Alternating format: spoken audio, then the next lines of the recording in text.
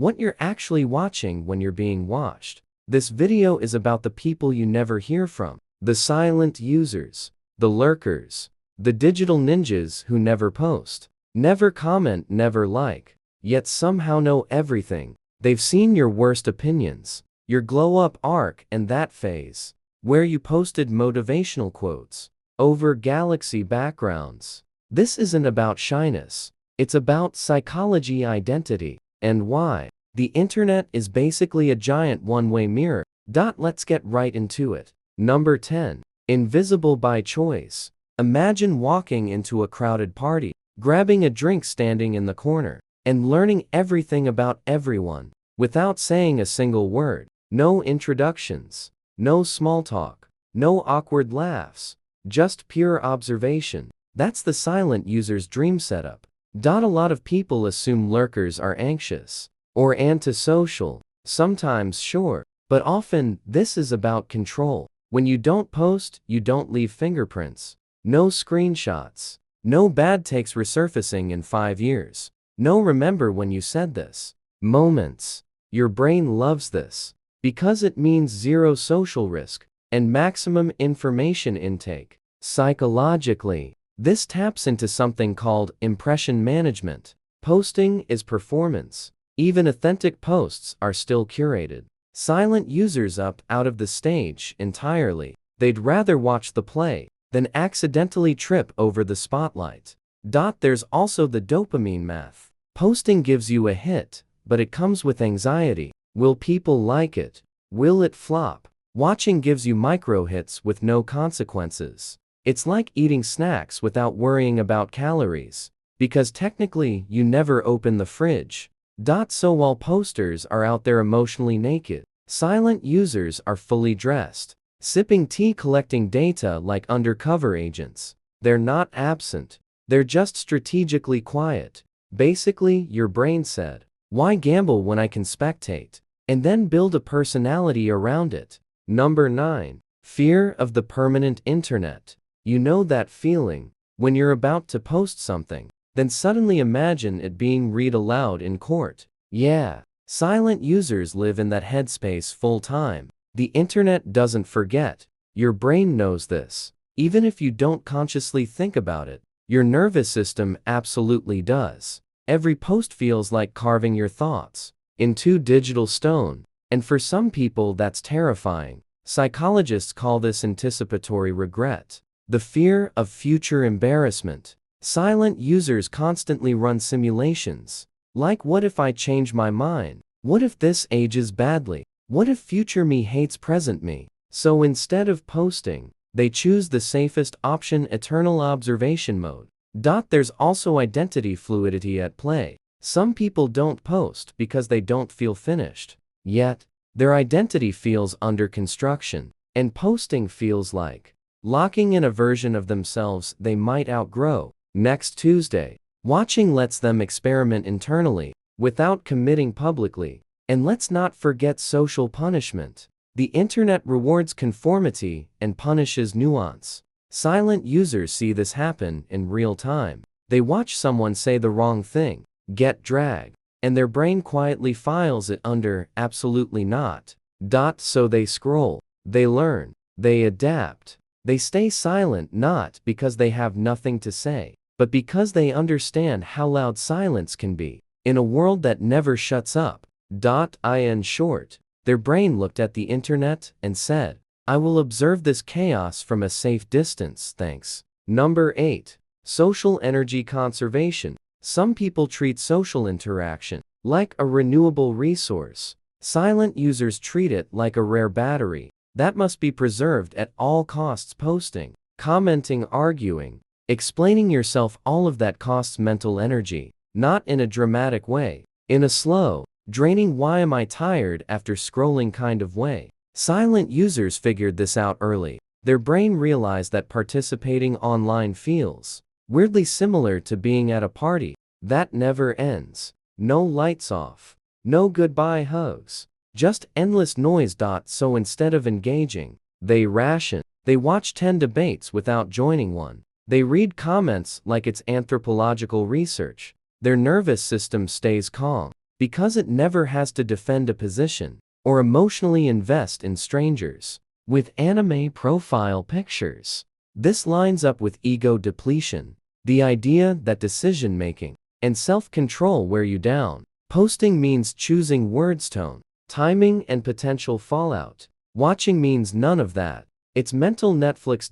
There's also a control element. When you don't speak, you can't be misunderstood. You don't have to clarify jokes. You don't have to explain context. You remain energetically intact. Silent users aren't disengaged. They're optimized. They've subconsciously decided that their peace is more valuable than internet points. While everyone else is emotionally sprinting, they're walking calmly, watching everyone else trip. Basically, your brain said, I will survive this app by doing the bare minimum, socially and honestly. That's self-care with Wi-Fi. Number 7. The observer identity. Number 7. The observer identity. At some point, silence stops being a habit and becomes a personality trait. Silent users often see themselves as observers, analysts, or people who notice things. Posting would break the spell. Once you speak, you're part of the experiment. When you stay quiet, you get to study it. Who overreacts? Who performs? Who pretends not to care while absolutely caring? Psychologically, this connects to self-concept reinforcement. If you believe you're thoughtful, perceptive, or above the noise, staying silent reinforces that identity. Posting feels messy. Watching feels clean. There's also a mild superiority loop here. Not in an evil way, just human. When you don't post, you don't embarrass yourself. You watch others do it instead. Every cringe comment you see quietly confirms your internal monologue. See, this is why I don't talk, and here's the weird part. Silence can feel powerful. When you don't react, you don't give feedback. You don't reward behavior. You don't validate nonsense. You exist outside the algorithms. Emotional tug of war. The observer role gives distance. And distance creates the illusion of wisdom. Whether or not that wisdom is real, debatable, but it feels real, and feelings run the internet. So silent users don't just watch content. They watch people, and their brain goes, I'm not hiding, I'm witnessing, which sounds noble until you realize you've been on the app for 3 hours without blinking. Number 6. The parasocial sweet spot. You don't need to talk to feel connected. Your brain is shockingly easy to fool. Silent users often sit in the perfect middle of parasocial relationships. They know creators' routines, personalities, and life updates. They feel familiar, comfortable, almost social, but without any obligation to respond, support, or be noticed. Commenting risks breaking the illusion. If the creator ignores you, ouch. If they respond weirdly awkward. If they pin your comment, suddenly, there's pressure. Silence keeps the relationship one-sided and emotionally safe. Your brain treats this like social interaction light. It releases familiarity chemicals without triggering vulnerability alarms. You feel involved without being exposed. This also applies to friends, exes, coworkers, and that one person you low-key stalk, but would never talk to again. Watching keeps the door open without walking through it. It's emotional hovering psychologically. This satisfies the need for belonging while dodging the fear of rejection. It's like standing close to a campfire, warm enough to feel something, far enough not to get burned. So silent users aren't disconnected. They're selectively connected. Curated connection diet socializing. Your brain basically hacked intimacy and said, I want the vibe, not the responsibility. Number 5. Algorithmic self-defense. After a while, silence stops being psychological and starts being tactical. Silent users learn fast. They notice that the moment you like one weird video, the algorithm decides that's your entire personality. Now, comment once on something controversial, and suddenly, your feed turns into a digital shouting match. You never asked for .so. They stop interacting. No likes, no comments, no saves, just watching. Because watching is the only behavior that doesn't aggressively reshape your online environment. It's the equivalent of tiptoeing through a minefield while everyone else is tap dancing. This is a form of learned avoidance. Your brain connects interaction with chaos. Engagement equals consequences. Silence equals peace. So it chooses peace. There's also identity preservation happening here. Algorithms label you. They box you. Silent users refuse the label maker. If the system can't figure you out, it can't fully manipulate you. That uncertainty feels powerful, even if it's mostly imaginary. And yes, this means silent users are harder to read. Not just by platforms, by people. No digital trail of opinions. No public taste profile. No obvious stance. They stay blurry on purpose. Basically, while everyone else is feeding the machine, silent users are starving it just enough to stay sane. Your brain looked at the algorithm and whispered, "You don't get to know me like that." Number 4. Low trust, high awareness. Silent users tend to trust systems less and observe people more. They've seen Pilo and cancel cycles, dogpiling over tone instead of intent. They've watched jokes get misread, context get ignored, and nuances get flattened like it owes money. So they adapt. Posting feels like standing in the middle of a crowd and yelling, "Please interpret this correctly." And the internet has proven repeatedly that it will not. This creates a subtle form of social caution, rooted in threat perception, not fear exactly, more like awareness. Silent users don't think everyone is bad. They just know that enough people are reactive, enough to make participation risky. They also understand that silence can't be misquoted. You can't be screenshot for saying nothing. You can't be dragged for thoughts you never published.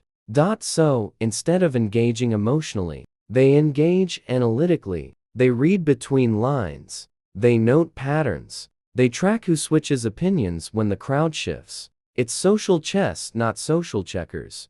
To them posting isn't expression, it's exposure, and they've decided the trade-off isn't worth it. In other words, their brain saw how fast things escalate online and said, "I will not be part of today's internet fire." Number 3. The myth of nothing to add. Silent users often tell themselves they don't post because they have nothing to add. That's not entirely true. What they usually mean is nothing that feels safe, original, or perfectly phrased enough to survive public scrutiny. Their standards are high, sometimes unrealistically high. If a thought isn't fully formed, well-researched, emotionally bulletproof, and future-proofed against regret, it doesn't make it out of their head. This is tied to self-evaluation anxiety, not insecurity, precision. They don't want to be wrong. They don't want to oversimplify. They don't want to be misunderstood. So, instead of risking it,